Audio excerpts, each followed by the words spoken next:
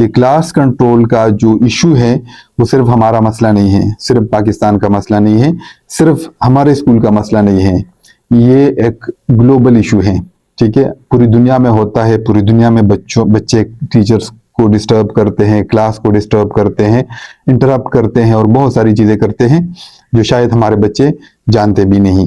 तो सबसे पहले तो इस बात को समझना चाहिए कि क्लास कंट्रोल जो है वो एक इशू है और ये हमारे जॉब के अंदर शामिल है। ठीक है, जब हम काम के लिए जाते हैं तो हमें कोई ना कोई मुश्किलात पेश आ जाती है, तो ये उन्हीं मुश्किलात में से एक मुश्किल काम होता है जो हमें करना है। ठीक है, तो सबसे पहले तो इस बात को समझना चाहिए। अब दुनिया क्या करती है, दुनिया इसको एक प्रोफेशनल तरीके से डील करती है। ठीक है, हम क्या करते हैं, हम अपनी सोच के मुताबिक, अपने रिएक्शन के मुताबिक, अपने जज्बात के मुताबिक इसको हल करने की कोशिश करते हैं, तो ये सबसे बड़ी गलती है। दूसरी बड़ी गलती ये है कि हम ये समझते हैं कि जो क्लास कंट्रोल का इशू है वो किसी खास स्पेसिफिक टीचर के साथ होता है। ठीक है, कि एक टीचर की क्लास कंट्रोल अच्छी है और दूसरी टीचर की क्लास कंट्रोल अच्छी नहीं है, तो जिन टीचर की क्लास कंट्रोल अच्छी है उनको तो हमें कोई सपोर्ट करने की जरूरत ही नहीं है, वो तो खुद अपनी क्लास को कंट्रोल कर सकते हैं। लेकिन जो टीचर अपने क्लास को कंट्रोल नहीं कर सकते तो उनके ऊपर इजाफी बर्डन होता है मैनेजमेंट की साइड से कि उन्होंने पढ़ाना भी है, सिलेबस भी खत्म करना है और साथ में बच्चों को भी कंट्रोल करना है। जो सबसे बड़ी गलती हम ये करते हैं कि स्कूल मैनेजमेंट और प्रिंसिपल अपने आप को इसमें से निकाल लेते हैं कि भाई ये मेरा काम नहीं है, तुम जानो, तुम्हारा काम जाने। तो किसी हद तक ये ठीक भी है, लेकिन उसमें कुछ ऐसी चीजें हैं जो प्रिंसिपल कर सकते हैं, जो स्कूल मैनेजमेंट कर सकती हैं। ठीक है, तो दूसरी बड़ी गलती ये है। तीसरी बड़ी गलती ये है कि हम जो सजा का जो हमारा कॉन्सेप्ट है वो हमने डिफाइन नहीं किया है।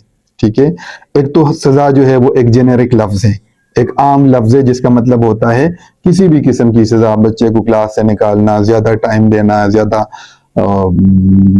काम देना, या किसी भी तरीके से बच्चों को इस बात पे मजबूर करना कि जो तुम्हारा रवैया है वो ठीक नहीं है। ठीक है, तो अब ये जो हमारा जो सजा का कॉन्सेप्ट है वो ये है कि बच्चे को उठा दिया, बच्चे को 2 थप्पड़ लगा दिए और सजा कंप्लीट हो गई। ठीक है, तो ये कॉन्सेप्ट हमने क्लियर करना है। ठीक है, और तीसरी बात ये कि टीचर ने शुरुआत में, चाहे वो सेशन की शुरुआत हो, चाहे वो क्लास की शुरुआत हो, चाहे राइट आफ्टर दिस, अभी जो समर वेकेशन के बाद टीचर जा रहे, तो इसमें हमें क्या करना चाहिए। तो ये 3 बड़े क्वेश्चन है, अगर हम इसको हल कर देते हैं तो हमारे क्लास कंट्रोल का मसला बहुत आसानी के साथ हल हो सकता है। ठीक है, तो सबसे पहली बात ये कि क्लास कंट्रोल में स्कूल प्रिंसिपल को रिस्पॉन्सिबिलिटी लेनी चाहिए, और उनकी रिस्पॉन्सिबिलिटी वो ये बनती है कि उन्होंने टीचर को सपोर्ट करना है। टीचर को किस तरह से सपोर्ट करना है, उनके पास कुछ पॉलिसीज, उनके पास कुछ प्रोसीजर्स, उनके पास कुछ डॉक्यूमेंटेशन, कोई लॉ ऐसा होना चाहिए जो रिटन फॉर्म में हो, जो टीचर को भी पता हो, जो बच्चे को भी पता हो और जो पेरेंट्स को भी पता हो। ठीक है, अब ये तीनों इन्वॉल्व होंगे। बच्चे को पता है कि भाई अगर मैं इंटरप्ट करूंगा, अगर मैं क्लास को डिस्टर्ब करूंगा, अगर मैं क्लास के अंदर किसी किस्म की बदतमीजी करूंगा तो मुझे ये कॉन्सिक्वेंसेस फेस करने पड़ेंगे।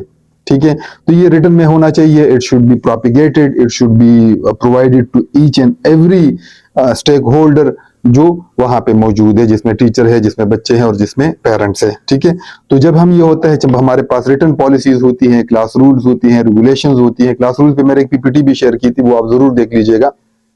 तो जब ये चीजें हमारे पास होंगी तो टीचर को हम सपोर्ट करेंगे। अब टीचर को पता है कि मैंने क्या करना है, और अगर कोई बच्चा डिस्टर्बेंस क्रिएट कर रहा है तो उनको सजा का पता है कि इस डिस्टर्बेंस पे क्या सजा हो सकती है, इसके आगे जो डिस्टर्बेंस होगी उस पे क्या सजा हो सकती है। तो ये चीज हमें पहले से क्लियर करनी पड़ेगी और टीचर को ये बताना होगा। तो ये तो दूसरी बात होगी। अब तीसरी बात ये कि टीचर को सजा का जो तयन है वो कौन करेगा, कितनी सजा मिलनी चाहिए, कौन देगा, कब सजा देनी चाहिए।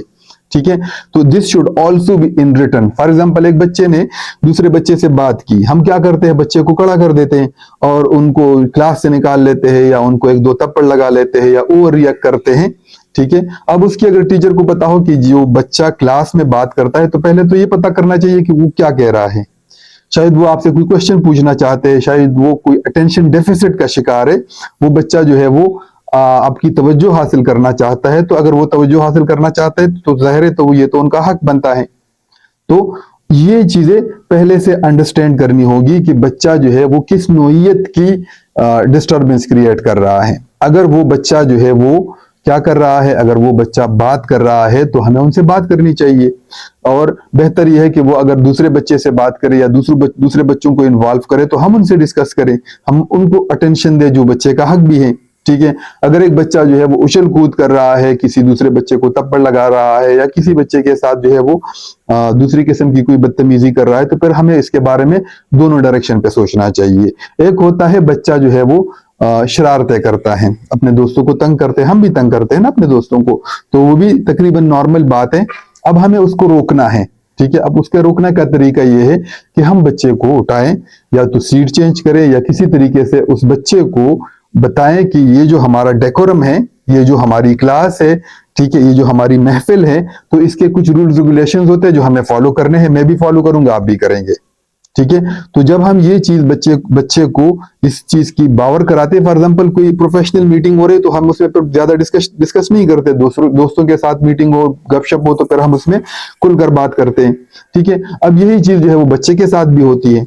अगर बच्चा जो है वो चूंकि उनके दोस्त है क्लास में, वो जाहिर है गपशप भी करते होंगे और करते भी हैं।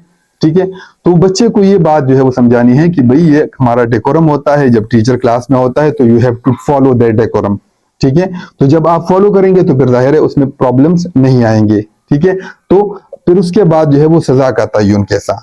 ठीक है, अब कौन करेगा। फॉर एग्जाम्पल क्लास में से तो बच्चा टीचर बच्चे को निकाल सकता है, लेकिन सब बच्चों को तो नहीं निकाल सकता। एक बच्चा डिस्टर्बेंस क्रिएट कर रहा है, उसको बाहर निकाल लिया, गलत बात है, नहीं करना चाहिए। उससे पहले कुछ रिमीडियल स्टेप्स होने चाहिए, फिर दूसरे को निकाल लिया तो सारी क्लास को तो आप बाहर नहीं निकाल सकते। ठीक है, तो अब उसका तरीका यह है कि आप बच्चों के साथ डिस्कस करें और उनको बताएं कि अगर आप ये मेरे जो रूल्स हैं, अगर आप इनको ब्रेक करते हैं तो ये उनकी सजाएं हैं।